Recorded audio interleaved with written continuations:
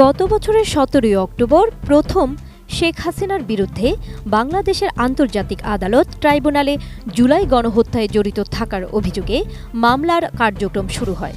অবশেষে দীর্ঘ প্রতীক্ষার অবসান ঘটিয়ে ১৭ নভেম্বর মানবতা বিরোধী অপরাধের এ মামলার রায় দেয় আন্তর্জাতিক অপরাধ ট্রাইব্যুনাল ১, যেখানে সাবেক প্রধানমন্ত্রী শেখ হাসিনা ও সাবেক স্বরাষ্ট্রমন্ত্রী আসাদুজ্জামান খান কামালের মৃত্যুদণ্ড ঘোষণা করা হয়। ১৫ বছরের শাসনের পতনের পর শেখ হাসিনার গন্তব্য নিয়ে কোনো সন্দেহ ছিল না।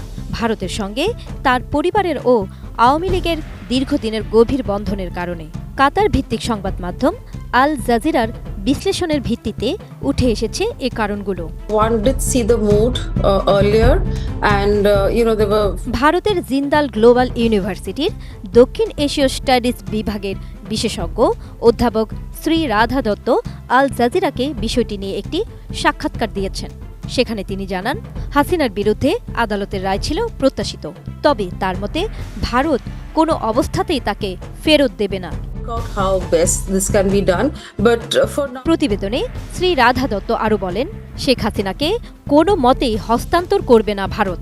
গত ১.৫ বছরে ভারত বাংলাদেশ সম্পর্ক টালমাটাল অবস্থায় ছিল এবং অনেক সময় তা ভঙ্গুর পর্যায়ে পৌঁছায়। শ্রী রাধা দত্তের ভাষ্য, আন্তর্জাতিক মানবাধিকার পর্যবেক্ষকরা একমত যে বাংলাদেশের ট্রাইব্যুনালের কার্যক্রম দেশের প্রচলিত আইন অনুযায়ী পরিচালিত হয়েছে। তার মন্তব্য, দেশের পরিস্থিতি সবারই জানা। অনেকেরই প্রত্যাশা ছিল হাসিনা কঠোর শাস্তি পাবেন, কিন্তু তার মৃত্যুদণ্ড প্রাপ্তি ছিল অনেকের কাছে অপ্রত্যাশিত। নতুন বাংলাদেশ গড়তে এলো জুলফিকার স্টিল।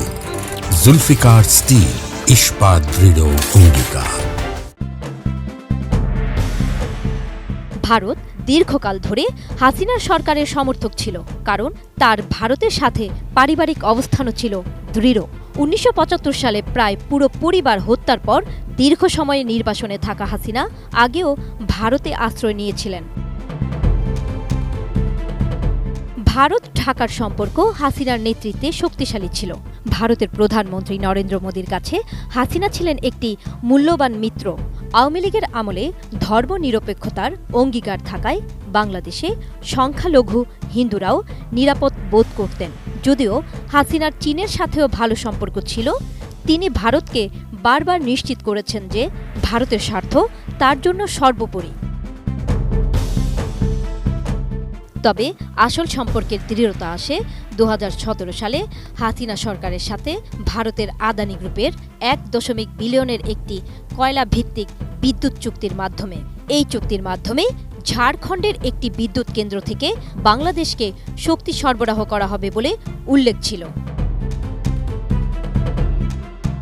এই চুক্তি ভারতের প্রধানমন্ত্রী মোদীর ঘনিষ্ঠ সহযোগী আদানির সঙ্গে ছিল। হাসিনার বিরোধীদের মধ্যে উদ্বেগ তৈরি করেছিল। তারা আশঙ্কা করেছিলেন বাংলাদেশকে হয়তো অন্যান্য উৎসের তুলনায় বেশি ভাড়া প্রদান করতে হতে পারে। Jannatun Hajeri, desk report, ATN news.